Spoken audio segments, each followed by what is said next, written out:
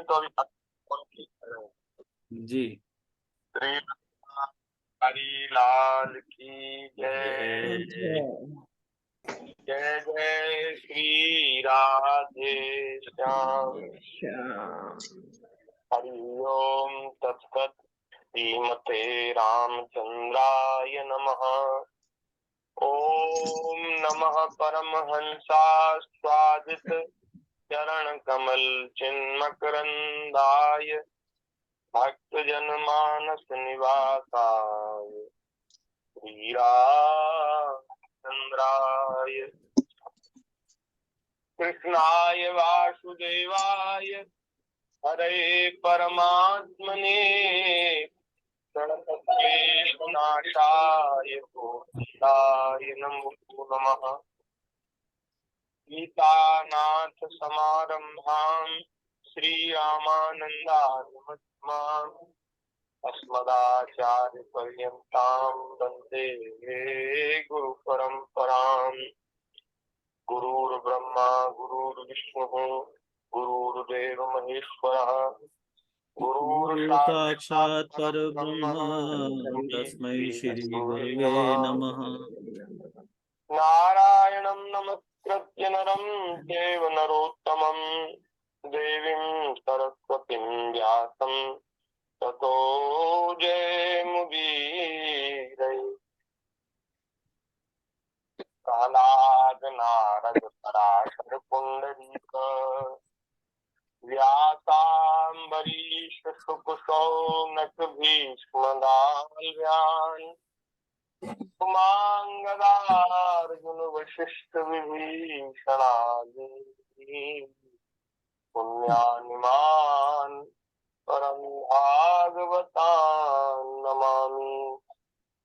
चार जुगन में भक्त जे तिनके पद की धूरी सर्व सिर धरि राखियो मेरे जीवन मोरी। भक्त भक्ति भगवंत गुरु चतुर नाम बपु एक इनके पद वंदन किए नाशे विघ्न अनेक। श्री राम जय राम जय जय राम श्री राम जय राम जय राम जय जय राम। श्री राम जय राम जय जय राम। श्री राम जय राम जय जय राम।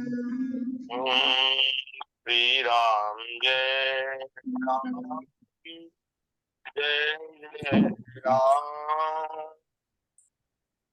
श्री राम जय राम जय जय राम।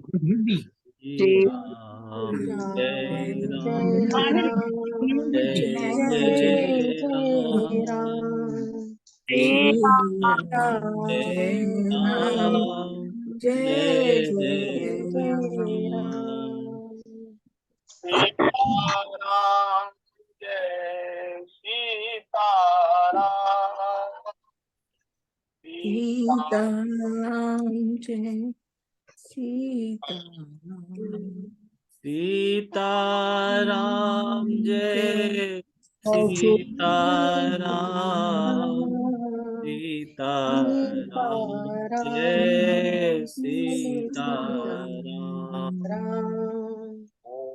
राधे श्याम जय राधे श्याम जय राधे श्याम। राधे श्याम जय राधे श्याम। राधे श्याम जय राधे श्याम। जय जय श्याम जय जय श्याम।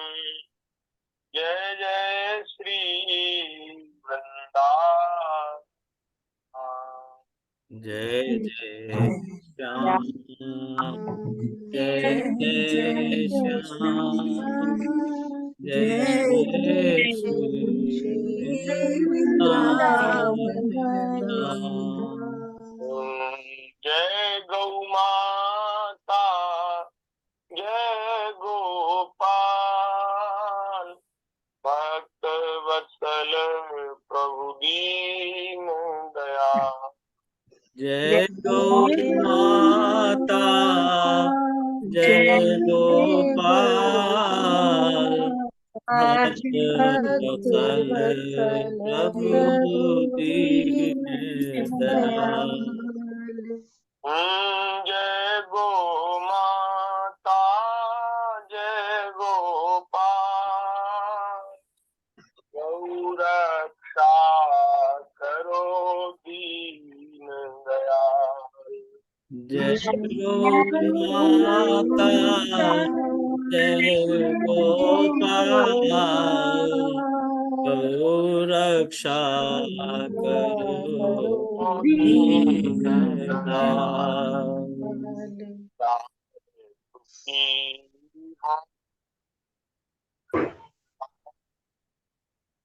घर घर दार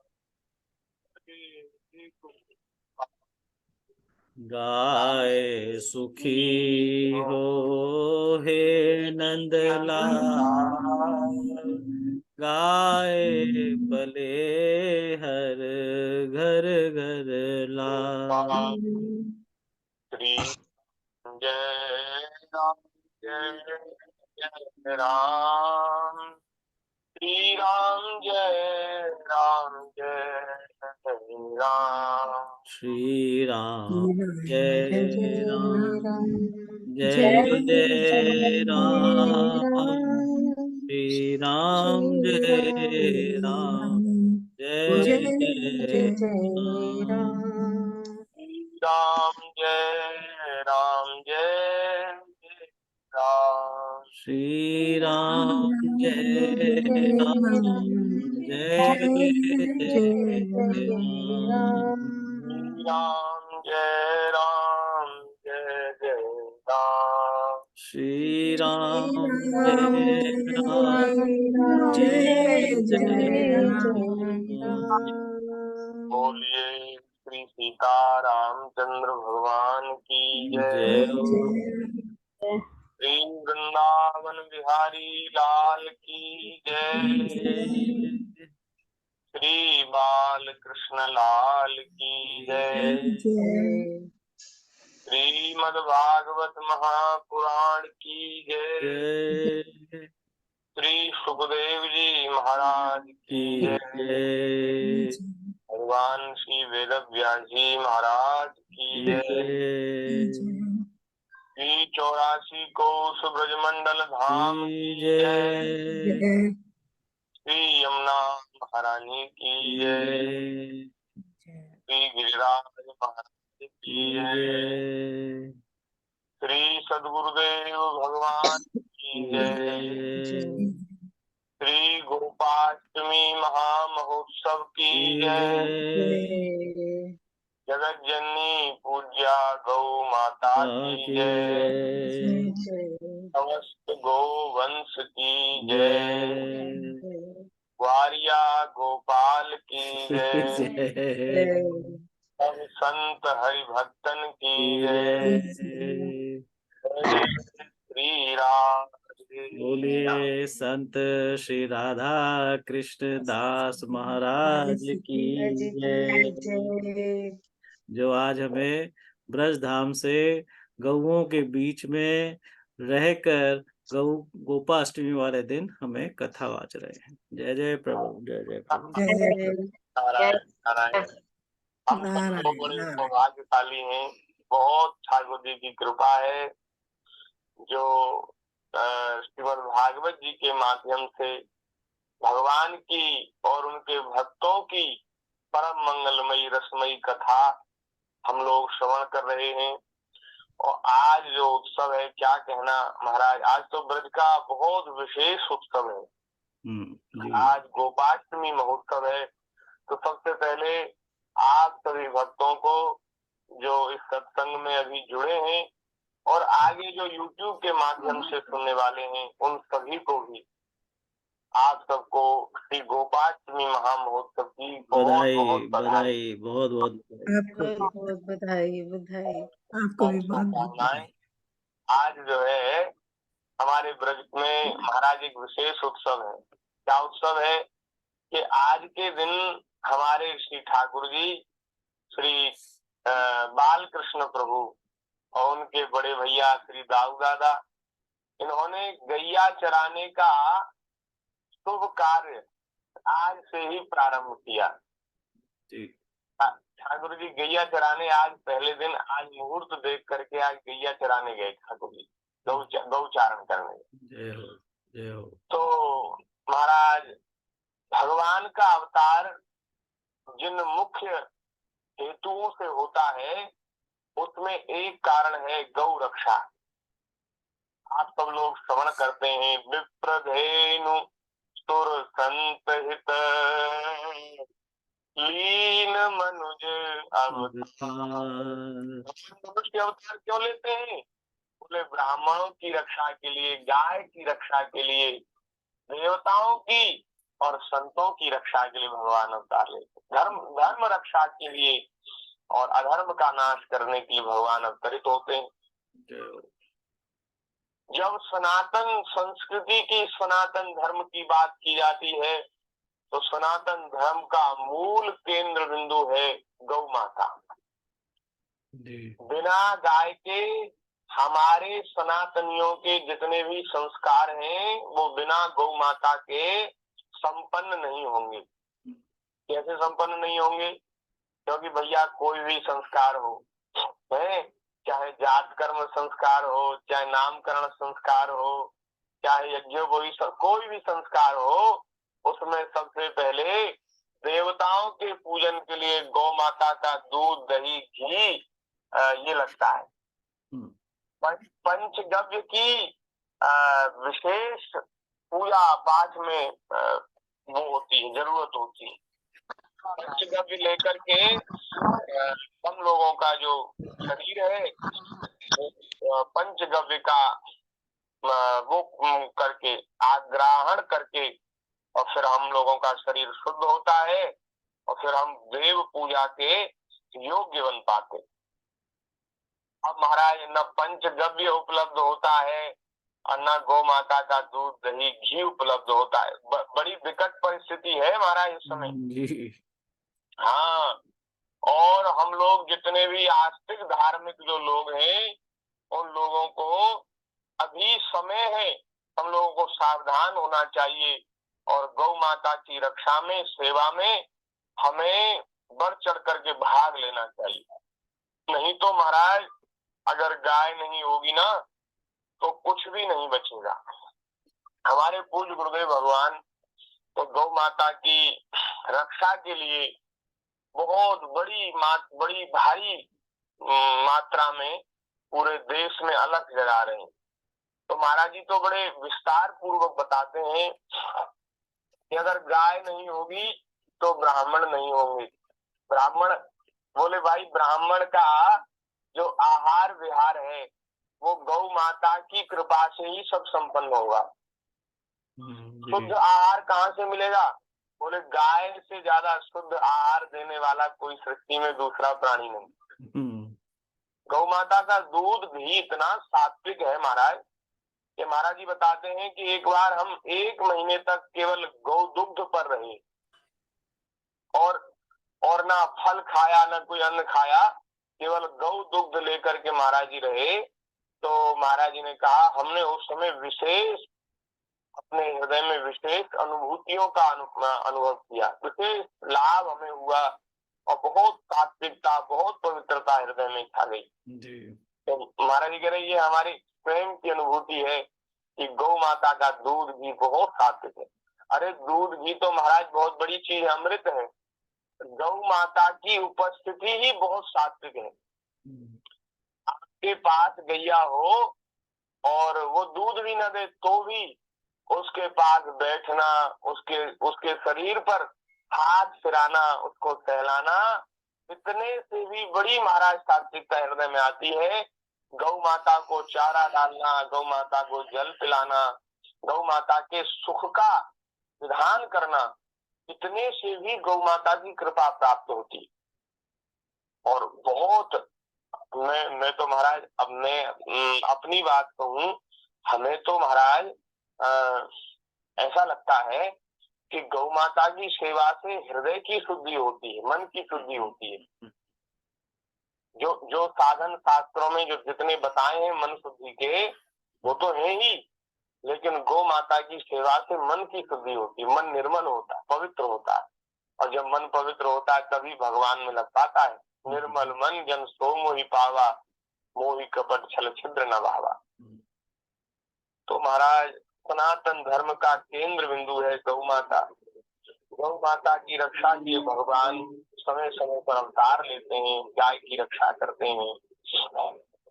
ये जो संत महापुरुष है ना, जो गौ रक्षा के पवित्र कार्य में लगे हैं, ये भी भगवान की विभूति ही है। ठाकुर जी ने अपने धाम से इनको भेजा है। हमारे पथमेड़ा वाले महाराज जी हैं, हमारे सदगुरुदेव भगवान हैं, और एक महाराज महापुरुष हैं गोपाल मणि जी, जो गौ माता की सेवा में, रक्षा में बहुत बड़ा कार्य कर रहे हैं। और आज उन्होंने बहुत बड़ी सभा, बहुत बड़ा सम्मेलन आज दिल्ली में उनके द्वारा आयोजित हुआ है। वहाँ बहुत बड़ी मात्रा में गौ भक्त पूरे देश से पहुंचे हैं और उन्होंने एक संदेश दिया है पूरे देश को, विश्व को, कि गौ माता राष्ट्र माता है। गौ माता की जो महिमा गरिमा है उसको बढ़ाया जाना चाहिए और राष्ट्रीय स्तर पर गौ माता की सेवा, गौ माता की रक्षा और गौ माता के संवर्धन संरक्षण का कोई कानून बनना चाहिए। ऐसा वहाँ सरकार से गौ भक्तों ने मांग की है। दिल्ली में आज बहुत बड़ा आयोजन हुआ है, उसके कार्ड बहुत बट रहे थे, हमारे पास भी एक कार्ड आया था।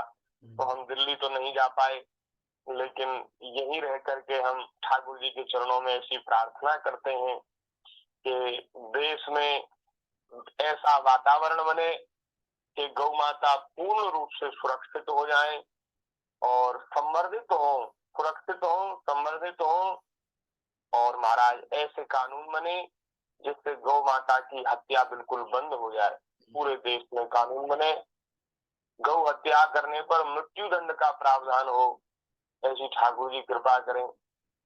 गौ, ये जो हमारी भारत की भूमि है, ये गौ माता के वध से मुक्त हो जाए और गाय सुखी हो, घर घर में गाय हो, हर घर में गाय हो, सब गोव्रती बने, सब गो सेवक बने, गैया के दूध दही घी का आहार करने वाले लोग बने। तो ऐसी परिस्थिति है महाराज कि गाय की महिमा लोगों को बतानी पड़ती है, गाय के दूध दही घी की विशेषता बतानी पड़ती है। लोग बिल्कुल भूल गए हैं। अब ये लोगों का दुर्भाग्य है, हम लोगों का, जो महाराज हम लोगों को गाय के दूध दही घी की महिमा का बोध नहीं है, गाय की महिमा का बोध नहीं है। और हमारे पथमेड़ा वाले महाराज जी कहते हैं कि लोग इस धार्मिक भारत देश में लोगों को गौ महिमा की, गौ सेवा की बात बतानी पड़ रही है। ये बड़े दुर्भाग्य की बात है। नहीं तो महाराज ये बात कहीं सिखाने वाली नहीं थी, ये तो हमें घर घर में हमारे माता पिता, हमारे पूर्वजों के द्वारा ये बात हमें प्रयोग करके बताई जाती थी, माने प्रैक्टिकली दिखाई जाती थी कि गौ माता की सेवा से कितना लाभ है। तो महाराज गौ रक्षा के भगवान अवतरित होते हैं। तो भैया ठाकुर जी का अवतार जिस गाय की रक्षा के लिए होता है, क्या हमें उस गाय की रक्षा के लिए कुछ विशेष प्रयत्न नहीं करना चाहिए? जरूर करना चाहिए, जरूर। जो हमारे प्राण प्यारे ठाकुर जी अपने धाम को छोड़कर गौ माता की रक्षा के लिए देश में आते हैं, धरती पे आते हैं, तो ठाकुर जी इतना कष्ट करते हैं, तो हम लोगों को भी कष्ट सह करके भी गौ माता की सेवा करनी चाहिए। हमारे पूज्य श्री दादा गुरुदेव भगवान कहते थे कि और सब सेवा तो अपनी सामर्थ्य के अनुसार करनी चाहिए, और सब सेवा तो अपनी सामर्थ्य के अनुसार करनी चाहिए, लेकिन गौ सेवा सामर्थ्य से ज्यादा करनी चाहिए। तो महाराज ठाकुर जी की हम पे तो ऐसी कृपा है कि हम तो सामर्थ्य से ज्यादा कर रहे हैं। जय हो जय हो। इतनी हमारी सामर्थ्य नहीं कि इतनी गाय अब रख सकें, लेकिन गौ माता की कृपा है, ठाकुर जी की कृपा है। अब महाराज हमारे पास 5 गाय तो बड़ी हैं, 5 गैया, और 3 उनके बछड़े बछिया हैं, तो 8 हैं कुल मिला करके।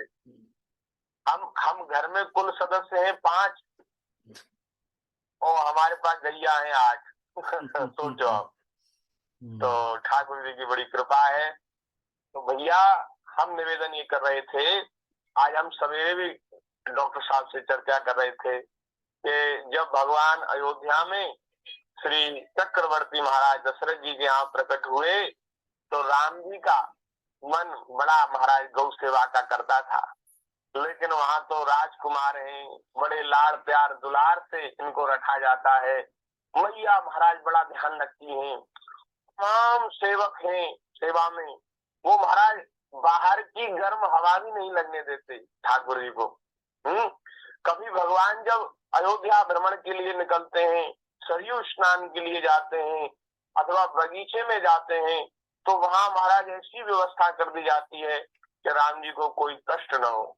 बड़े लाड़ प्यार से इनको रखा गया है सरकार को। तो महाराज वहां ठाकुर जी के मन में गौ सेवा की इच्छा होती तो सेवक महाराज हाथ जोड़ के कहते, प्रभु यदि हमारे रहते अगर आपको गौ सेवा करनी पड़ी तो हम तो जीते जी मर जाएंगे। अरे आप सानी बनावें, गायों को पानी पिलावें और गौचारण करें, तो ये महाराज हमारे लिए तो बड़े शर्म की बात है, लज्जा की बात है। तो राम जी वहां चाहते हुए भी गौ सेवा नहीं कर पाए, क्योंकि सरकार बड़े संकोची है। दूसरे को संकोच में डालकर और ठाकुर जी अपना काम बनावे, ऐसे राम जी नहीं। राम जी सदैव सेवक की रुचि रखते हैं। राम सदा सेवक रुचि राखी। भगवान श्री राम जी ने सदैव अपने भक्तों की, सेवकों की मन की बात उसकी रक्षा की है, कभी अपने मन की नहीं की। जैसा सेवकों ने चाहा ऐसे ठाकुर जी ने किया है। आहा क्या महाराज कहें, इतनी बढ़िया बढ़िया बात है। अब श्री भरत जी महाराज चित्रकूट में पहुंच गए। राम जी हमारे कैसे सेवकों के अधीन है। तो भरत जी पहुंच गए चित्रकूट में, और वहाँ वशिष्ठ जी भी हैं, जनक जी भी हैं, सब माताएं हैं, मंत्री हैं, सब ब्राह्मण हैं। तो वहाँ एक सभा हुई। उस सभा में महाराज वशिष्ठ जी ने कहा कि राम जी आप तो आ गए वन में और महाराज चले गए स्वर्गलोक, महाराज तो पधार गए। अब महाराज ये भरत जी बड़े दुखी हैं और भरत जी का दुख हमसे देखा नहीं जाता। तो अब आप भरत जी के मन को प्रसन्न करने वाली कोई युक्ति निकालें जिससे भरत जी सुखी हो जाएं। और सब ठीक है, जो हुआ सो ठीक हुआ, लेकिन अब आप ऐसी युक्ति कोई निकालें कि भरत जी सुखी हो जाएं। भरत जी का दुख हमसे देखा नहीं जाता, गुरु जी ने कहा। तो मंत्रियों ने भी कहा, गुरु जी ने भी कहा। तो राम जी ने भरत जी से पूछा कि भैया भरत तुम क्या चाहते हो, बताओ। आज गुरुजी की आज्ञा है, गुरुजी का मत तुम्हारे मत में है और मैं तो पहले से ही तुम्हारे मत में हूँ। मेरा तो कोई अपने अलग से मत है ही नहीं, मैं तो तुम्हारे मत में ही हूँ। माताएं भी यही चाहती हैं कि भरत की इच्छा रखी जाए और मंत्री भी यही चाहते हैं कि भरत जी की बात मानी जाए। तो बोले सारा राज समाज तुम्हारी ओर है, तो अगर वोट पड़े तो मेरी तरफ तो एक वोट भी ना आवे, क्योंकि मेरा वोट वो भी तुम्हारी ओर है। मेरा वोट भी मेरी ओर नहीं। मैं तो पहले से ही तुम्हारी ओर हूँ और सब पूरी प्रजा, मंत्री, माताएं, गुरुजी सब तुम्हारी ओर हैं। तो मैं तो बिल्कुल हार गया, हाथ खड़े कर दिए। अब तुम जैसा कहो वैसा मैं करने के लिए तैयार हूँ। राम जी ने सौगंध खाई, बोले भैया भले ही सत्य की रक्षा करने के लिए पिताजी का स्वर्गवास हो गया, मैं उनके सत्य की रक्षा के लिए बनने आ गया, लेकिन आज जो तेरे मन में इच्छा है तुम उससे कह दे। आज मैं तेरी इच्छा रखने के लिए सारे नियमों को, सारी मर्यादाओं को तोड़ दूं।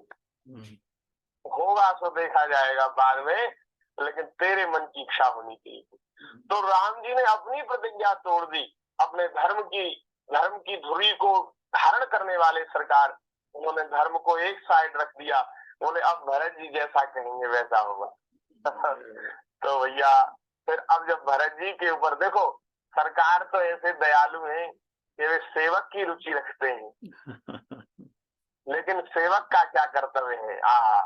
सेवक का कर्तव्य है कि कभी अपने स्वामी को संकोच में डालकर अपना हित करना न चाहे। जो सेवक साहिब ही सकोची, निज हित क्या है तासु मत पोती। जो अपने स्वामी को संकोच में डालकर अपनी बात मनाना चाहता हो, बोले वह उसकी बुद्धि महाराज मलिन है, उसकी बुद्धि ठीक नहीं। सेवक को तो सदैव अपने स्वामी की रुचि रखनी चाहिए, स्वामी के मन की बात जानकर और उनके भाव की रक्षा करनी चाहिए, अपनी बात मनवानी नहीं चाहिए।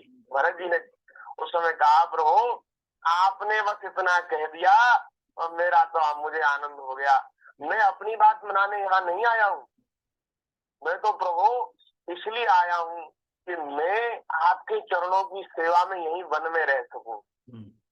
अगर आपको वन में रहना है तो मैं आपके चरणों की सेवा में रहूं, अगर आपको अयोध्या चलना है तो वहां मैं आपके चरणों की मैं आपके चरणों से दूर नहीं रह सकता, इसलिए मैं आया हूँ। तो अब प्रभु ऐसा अगर आपको मन को भावे, तो भरत जी ने कहा यदि आपके मन को भावे तो आप ऐसा करें कि लक्ष्मण जी और शत्रुघ्न जी तो चले जाएं अयोध्या और आपके साथ मैं सेवा में चलूं, आप जहां जाएं वहां चलूं। और नहीं तो आप और जानकी जी और लक्ष्मण जी चले जाएं अयोध्या, मैं और शत्रुघ्न जीवन भर वन में रह आएंगे, आपकी प्रसन्नता में जीवन भर वन में रहेंगे। अगर आपकी रुचि ऐसी हो तो आप ऐसा करें, और नहीं तो हम तीनों भाई वन में चले जाएं और आप श्री जानकी जी के साथ अयोध्या चले जाएं। अगर आपको ये ठीक लगे तो ऐसा करें। यही विधि प्रभु प्रसन्न मन होई, करुणा सागर कीजिए सोई। हे नाथ हे करुणा सागर, जिस प्रकार आपका मन प्रसन्न होता हो आप वही करिए। भरत जी ने ऐसा कह दिया, ठाकुर जी तो एकदम डर गए। क्या बात है, ऐसा ही स्वामी तो स्वामी है ही, सेवक को ऐसा होना चाहिए। तो हम तो ये कह रहे थे कि भगवान अपने भक्त की रुचि रखते, राम सदा सेवक रुचि राखते। तो इसलिए राम जी के मन की बात मन में ही रह गई, गो सेवा नहीं कर पाए। तो भैया वो गो सेवा करने की भावना ठाकुर जी के मन में बनी रही।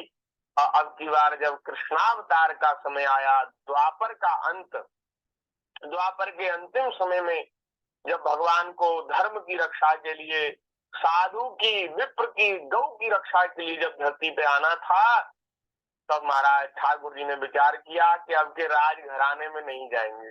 अब के राजा महाराजाओं के कुल में नहीं जाएंगे, ब्राह्मण के कुल में नहीं जाएंगे, अब के ग्वारिया के कुल में जन्म लेंगे। जय हो जय हो।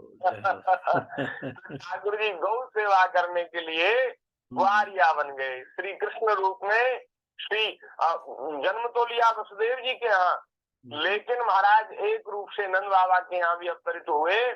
और नंद बाबा के यहाँ आकर, जहाँ नंद बाबा की 9 लाख गैया थी, एकदम महाराज एकदम वो होता है ना जिसको सर्टिफिकेट प्राप्त होता है, प्रमाणित, ऐसे जो ग्वारिया हैं नंद बाबा, पूरे ब्रज के राजा हैं, ब्रजाधिराज हैं, उन नंद बाबा के यहाँ आकर के ठाकुर जी ने गौ सेवा की, जो उनकी जो मन की इच्छा थी उसको पूरा किया। और हमारे कन्हैया ग्वारिया बन गए, गोपाल बन गए। ऐसे श्री ग्वारिया गोपाल भगवान के चरणों में हम आज गोपाष्टमी के पर्व पर प्रणाम करते हैं। और महाराज से अवतरित हुए तो महाराज ठाकुर जी के मन में बड़ा भाव था कि अब तो मैं गैया चराने जाऊं, गैया चराने जाऊं। तो रोज यशोदा, छोटे से ही हैं अभी ठाकुर जी, 3-4 साल के हैं। 4 साल के हैं कन्हैया। और अरे यहाँ ब्रज में ठाकुर जी बस 10-11 साल तक रहे, फिर तो वहां मथुरा लीला, फिर अब द्वारिका लीला, वो सब लीला हुई। 11 वर्ष तक की आयु में ही सब लीला ठाकुर जी ने यहाँ कर ली।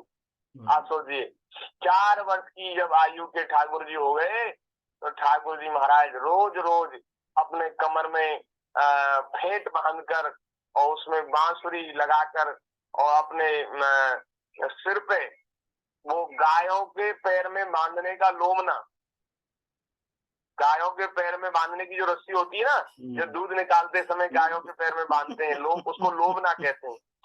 तो उसको ठाकुर जी सिर पे बांध लेते, ग्वारिया बन जाते और हाथ में ले लेते डंडा और यशोदा मैया से कहते, मैया अब मैं हूँ गाय चरावे को जाऊंगा। यशोदा मैया कहती, अरे लाला तू छोटो है तेरे छोटे छोटे तो पाम है, तू इन पामन से कैसे लंबी दूर तक जाएगा, गैया तो कहाँ तक विचरण करें, यहाँ से जाएं गोकुल से वृंदावन तक, गोवर्धन तक, नंदगाम तक गैया चरवे जाएं। और यहाँ महाराज आगरा से आगे एक आगरा से 50 किलोमीटर आगे एक जगह है जिसका नाम है गौहद। अच्छा, गौहद एक स्टेशन है। तो हमने तो महाराज जी के मुख से सुना कि गौहद उसका नाम इसीलिए पड़ा कि ठाकुर जी ने यहाँ तक गैया चराई है, गौहद तक गैया चराई है, माने गौ चराने की जो हद हो गई यहाँ, तो इसलिए इस नाम का, इस जगह का नाम पड़ा गौहद। तो यहाँ महाराज आगरा मथुरा से 50 किलोमीटर और फिर आगरा से 50 किलोमीटर आगे गौहद, लगभग 100-125 किलोमीटर दूर तक ठाकुर जी ने गैया चराई। हाँ, तो अब यशोदा मैया कहती था, लाला अरे तू छोटो है, अभी तू नेक बड़ो रह जा, तू रोज रोज देख, तू रोज रोज या कपिला गैया को दूध पिए कर, तो जल्दी बड़ो रह जाएगो, अब फिर तू जल्दी गैया चरावे जाइयो। तो ठाकुर जी खूब दूध पीते और रोज रोज मैया से कहते, अब मैया मैं बड़ो रह गया हूँ, अब मुझको गैया चरावे जान दे। तो ऐसी रोज रोज ठाकुर जी कहते। तो यशोदा मैया कहते, अरे लाला मैं तेरी रोज रोज की अब बात से परेशान है गई, जा वो अपनो काम करन दे, तू अपने बाबा से पूछ ले। तो ठाकुर जी पहुंचे बाबा के पास, बाबा मैं गैया चरावे जाऊंगा, मैं गैया चरावे जाऊंगा। तो बाबा बोले, अरे लाला तू ग्वारिया को बेटा ग्वारिया ही बनेगो, कोई कलेक्टर थोड़ी ना बनेगो। अरे तो गैया ही चरानी है, नेक रुक जा, नेक बड़ो है जा, अरे नेक लठिया समारवे लाग तो है जा। जब गैया दौड़वे लगे, वन में भागवे लगे, तो बिन के पीछे दौड़ के भाग के तू बिनको रोक तो ले, इतना बड़ो तो है जा। तो ठाकुर जी बोले, नहीं नहीं बाबा मैं बड़ो है वो, मैं बड़ो है वो। अच्छा चल ठीक है, तेरी ऐसी हट है तो बेटा देख, जब गैया चरावे जाए ना सबसे पहली बार, तो अच्छो मुहूर्त देख के जाए, जाते गौ सेवा के कार्य में कोई विघ्न न आवे।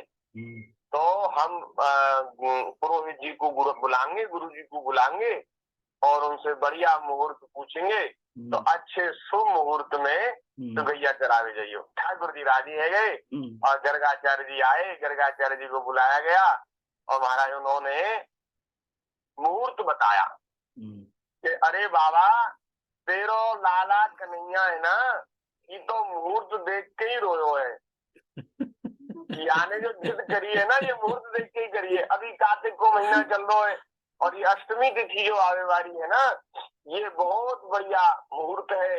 आज गोपाष्टमी के दिन ही ठाकुर जी को, कन्हैया को, दाऊ दादा को गैया चरावे जाना चाहिए। या दिन जो गौचारण करे, गैया चरावे जाए, बाकी बहुत कीर्ति हो इस संसार में और बहुत गैयन की वृद्धि कर व्यवहार हो।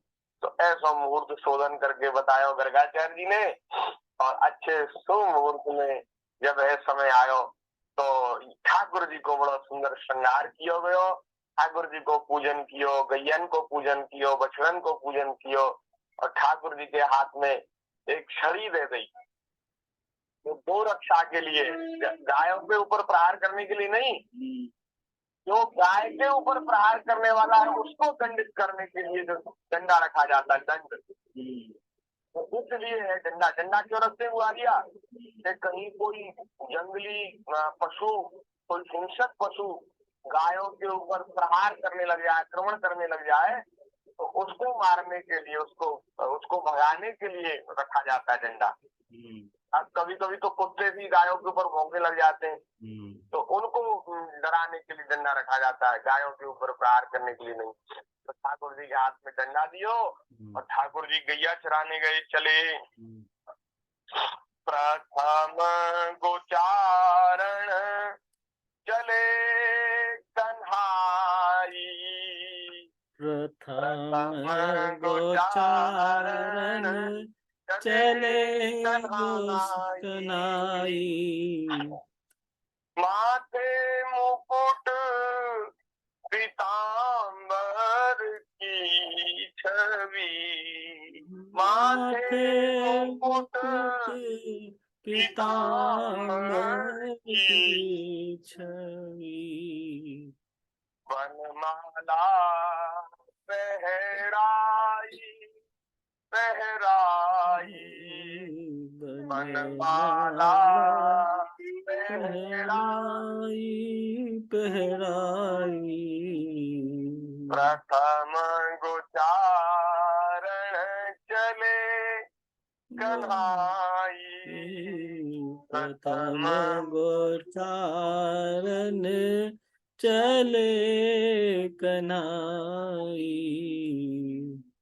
कुंडल श्रवण कपूल विराजत, कुंडल श्रवण कपूल विराजत, सुंदरता बनी आई, सुंदरता बनी आई। घर घर से सब छाक लेत हैं, घर घर से सब छाक लेत हैं, संग सखा सुखदाई संग सखा सुखदाई।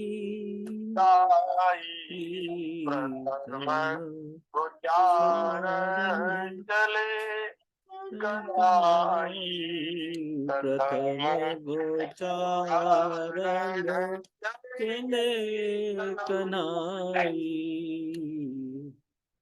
आगे धेनु आंकली,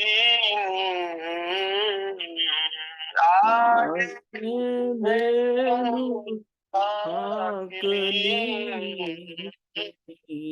पाछे मुरली बजाई बजाई, पाछे मुरली बजाई बजाई। परमानंद प्रभु मन मोहन ब्रज, परमानंद प्रभु मन मोहन बातिन सूरत कराई कराई, बातिन सूरत कराई कराई। प्रथम गोचारण चले कन्हाई, प्रथम गोचारण चले कन्हाई। बोलिए श्री बाल कृष्ण लाल की जय, मैया गोपाल की जय। आज के दिन गौ माता का पूजन अर्चन, गौ माता को गोग्रास और गुड़ आदि अर्पण करके गौ माता के प्रति अपनी श्रद्धा और सेवा समर्पित करने के लिए, और जो गौ सेवा करने वाले ग्वारियां हैं उनको उनका तिलक करके, उनको सम्मान करके, उनको कुछ दक्षिणा दे करके, उनका सम्मान करके उनको प्रसन्न करने के लिए आज ये कार्य करना चाहिए। गौ माता का दर्शन करना चाहिए, गौ माता की सेवा करनी चाहिए।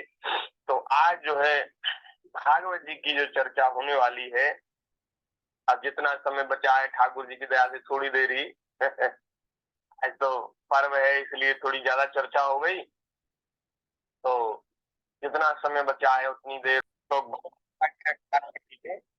ठाकुर जी के चरणों में प्रार्थना हम सब लोग करें और गौ माता सुखी हों, सुरक्षित हों, ऐसी ठाकुर जी के चरणों में प्रार्थना करते हुए इस पद को आप लोग श्रवण करें, मन ही मन उच्चारण करें। जी।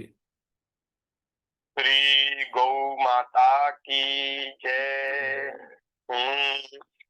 जिस गौ माता के रक्षण हित ग्रहण किया प्रभु ने नर रूप, गोप बने गोरज में खेले, गौवत्सों के साथ अनूप। ठाकुर जी गोप बने गौ माता की रक्षा के लिए, गाय के चरणों की रज में खेले, गायों के बछड़ों के साथ खेले। गोप बने गौरज में खेले, गौवत्सों के साथ अनूप। गोपालन का व्रत धारण कर त्रिभुवन नाथ बने गोपाल, वन वन गाय चराई लेकर कर लकुटी बन नंद के लाल है। वन वन गाय चराई लेकर कर लकुटी बन नंद के लाल। ठाकुर जी तो हमारी ऐसी गौ सेवा करते हैं। और महाराज कैसी गौ सेवा करते हैं ठाकुर जी। जब ठाकुर जी गौ चराने जाते तो एक दिना मैया से बोले, यशोदा मैया से बोले ठाकुर, मैया ये जो गैया है ना, ये दूर दूर तक जंगल में विचरण करें और इनके जो पैर है ना उनमें कांटे कंकड़ लगे। तो मैया तू ऐसो विधान बना बाबा से कह के कि जितनी हमारी गैया सबको खड़ाऊ पहना दे, सबको खड़ाऊ पहन जाए, ऐसा कोई विधान बना। तो यशोदा मैया बोली, लाला इतनी गैयन को कहाँ तक खड़ाऊ बनेगी? भाई एक दो गैया हो तो खड़ाऊ बनवाई जाए। यहाँ 9 लाख 10 लाख गैया 20 लाख गैया है, इनको कैसे खड़ाऊ बने? और देख लाला, इनको तो ठाकुर जी ने, भगवान ने इनको तो जो इनके खुर बनाए ना, ये इनके खड़ाऊ ही है। तो नहीं ठाकुर जी बोले, नहीं मैया ये बात नहीं, इनको अलग से खड़ाऊ तू पहरावेगी तो ही मैं पैर में जूता पहरूंगा, पादुका पहरूंगा, नहीं तो मैं हूँ नंगे पाम ही गाय चरावे जाऊंगा, ऐसे ठाकुर जी। तो यशोदा मैया ने बहुत ठाकुर जी समझाए, लेकिन ठाकुर जी नहीं माने और ठाकुर जी ने भी चरण पादुका पहनना छोड़ दिया। ठाकुर जी गौचारण करते तो नंगे पैर ही ठाकुर जी गाय चराने जाते कि जब मेरी आराध्या गाय और वो महाराज जब चप्पल जूता नहीं पहनती तो मैं क्यों पहनूं? तो ठाकुर जी तो ऐसी गौ सेवा करते हैं। ठाकुर जी त्रिभुवन के स्वामी भगवान वे गोपाल बन गए, गोपालन का व्रत धारण किया, वन वन में गाय चराई, हाथ में लकुटी लेकर और ग्वारिया बन करके गौ सेवा की। और आज क्या स्थिति है? वही गाय है आज कट रही उसी पुण्य भारत में आज, दूध दही घृत के अभाव में दुखी हो रहा सभी समाज।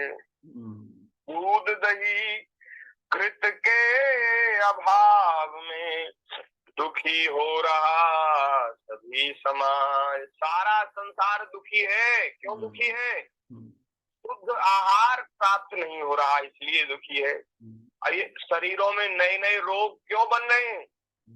भाई शरीर में रोग बनते ही खान पान से।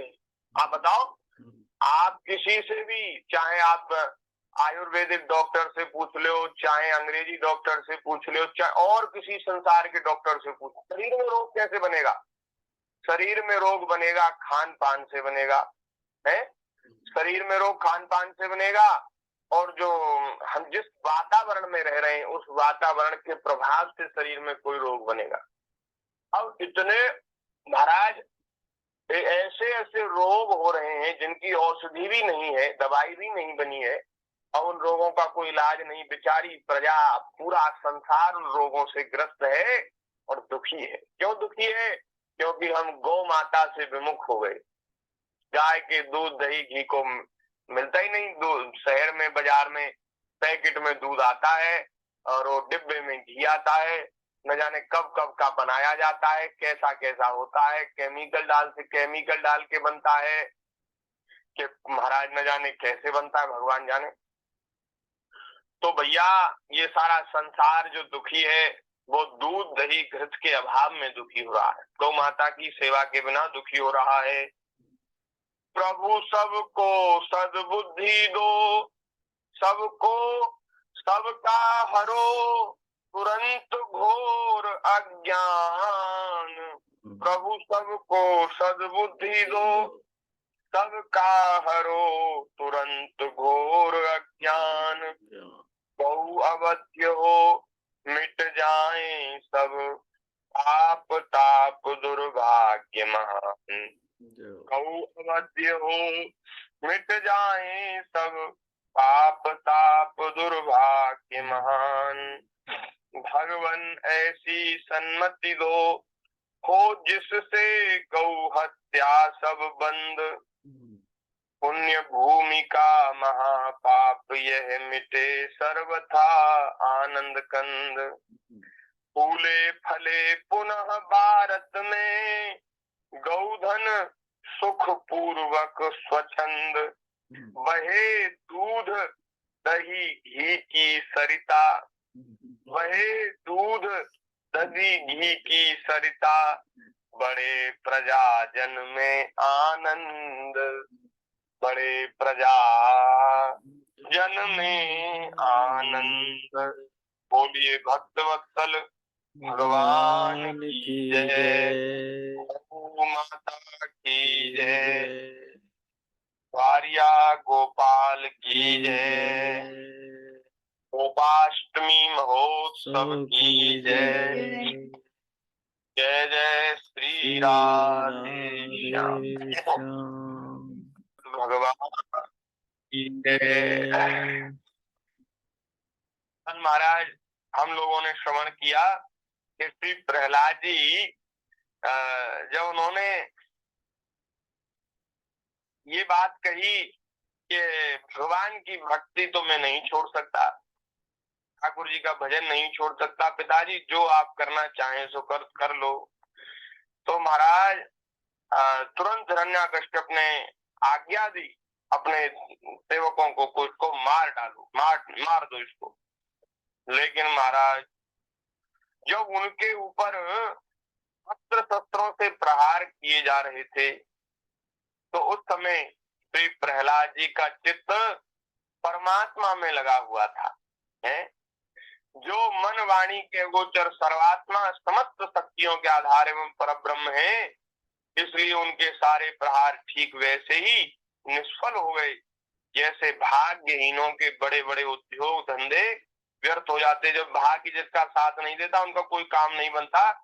उसी तरह महाराज इनके सारे जो प्रहार थे वो सब व्यर्थ हो गए।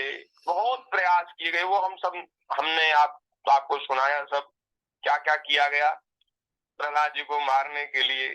लेकिन जब कोई भी उपाय सफल नहीं हुआ तब हिरण्याकश्यप को महाराज बड़ी चिंता हुई। ये बात सोच के हमें बड़ा मन में आनंद आता है कि महाराज ऐसा आदमी जिसने पूरी त्रिलोकी को वश में कर रखा था उस समय, और जो महाराज किसी को क्रोध भरी नजर से देख ले थर थर कांपने लग जाए, वो सोचे कि आज तो मेरे तो महाराज अंतिम दिन है, अंतिम घड़ी है, वो महाराज प्राण सूख जाए, ऐसा उसका महाराज पूरे दुनिया में वो था आतंक। हाँ, ऐसा उसका आतंक था महाराज। लेकिन आज वह व्यक्ति एक छोटे से बालक के आगे एकदम असहाय हो गया, एकदम महाराज ऐसा हो गया कि क्या करूं। वो उसको बड़ी चिंता हुई। क्या हुआ? चिंताम दीर्घ तमाम प्राप्त तत्कर्तुम नाभ्यपद्यत एष मे बहवस्ताधुक्तो बधोपायाश्च निर्मिताः ते धर्मेर मुक्तः स्वेनेव तेजसा। अब वो किंकर्तव्य विमूढ़ हो गया कि मैं क्या करूं, कैसे, किस उपाय से इस बालक को मारूं। छोटा सा बालक, छोटे से बालक प्रहलाद जी, उसके आगे महाराज के सारे उपाय निष्फल हो गए। उसने सोचा मैंने इसको बहुत बुरा भला कहा, मार डालने के बहुत उपाय किए, लेकिन मेरे द्रोह और दुर्व्यवहारों से यह अपने प्रभाव से ही बच गया। इसकी किसी ने सहायता नहीं की, लेकिन यह प्रभाव से ही बच गया। ये बालक होने पर भी बड़ा समझदार है और बड़ा निशंक है, इसको बिल्कुल भय नहीं। मेरे पास रहता है और जानता है कि मैं इसका सबसे बड़ा शत्रु हूँ, लेकिन फिर भी इसको मुझसे बिल्कुल भय नहीं, बिल्कुल डर नहीं। अरे बताओ महाराज, जिसका ऐसा आतंक हो कि जिससे दुनिया डरती हो उससे, और उससे छोटा सा बालक न डरे तो ये तो इसकी बड़ी बेइज्जती है, घोर बेइज्जती है। छोटा सा बालक प्रहलाद जी, वो नहीं डरते उससे। तो उसने सोचा कि हो ना हो इसमें कुछ सामर्थ्य अवश्य है, कोई ना कोई तो पावर इसमें है। तो अब जैसे अगर इसमें कोई सामर्थ्य है, कोई शक्ति है, तो अब ये मैं बहुत इसका विरोध करता हूँ, इसको मार डालने के प्रयास किए मैंने, तो अब ये मेरा विरोधी हो जाएगा और ये मेरे किए अपकारों को नहीं भूलेगा। ना तो यह किसी से डरता है, न इसकी मृत्यु भी होती है, इसकी शक्ति की था नहीं है, ये कैसे जीवित बच जाता है। और अब महाराज उसको भय लगा, जिसके भय से पूरी दुनिया भयभीत थी, आज वह भयभीत हो गया। ये महाराज बात है, ये विशेष बात है। उसको भय हुआ हिरण्याकश्यप को, और उसको महाराज उसने विचार किया कि मेरे मारने से तो मरता नहीं, और महाराज इसकी शक्ति बहुत है, कहीं ऐसा ना हो कि इसके विरोध करने से मैं मारा जाऊं, मैं ही मर जाऊं, ऐसा ना हो जाए कहीं। ऐसा भय उसको हो गया। अरे भगवत विरोधियों को, भगवान के भक्तों के विरोधियों को ऐसा भय होना ही चाहिए, क्यों ना हो, जरूर होना चाहिए। क्योंकि भगवत और भगवान के भक्त और भगवान, इनके विरोध से ही महाराज जीव का सर्वनाश होता है। और महाराज उसको ऐसा भय हो गया। अप्रमेयानुभावोऽयं कुतश्चित् भयो मरः नूनमेतद्विरोधेन मृत्युर्मे भविता न वा। महाराज ऐसा सोचकर उसका चेहरा उतर गया, उसकी चमक फीकी पड़ गई महाराज, एकदम उसका चेहरा उतर गया। और मुंह लटकाए बैठा था हिरण्याकश्यप। इस दुष्ट हिरण्याकश्यप को ऐसी चिंता में पड़ा रहने दो, मुंह लटका के और शोक में पड़ा रहने दो। और बस आज तो इसी को, फिर आगे कल चर्चा आगे कर लेंगे, आज तो इसको चिंता में ही पड़े रहने दो। आगे की चर्चा क्यों करें, तो आगे की चर्चा ठाकुर जी की दया से कल कर लेंगे। आज के सत्संग को यहीं विराम दे रहे हैं, उसमें हम आते हैं जूम में। बोलिए भक्त वत्सल भगवान की जय, जय जय श्री राधे। ये देखिए, गौ ये माता, देखी, जय गौ माता, जय गौ माता, जय गौ माता की जी, दर्शन हो गए। जय जय। और ये यहाँ पकड़े बैठे, हाँ, सब निद्रावस्था में है सारे। जय जय श्री राधे। विश्राम की अवस्था में है। जय श्री राधे जी, जय श्री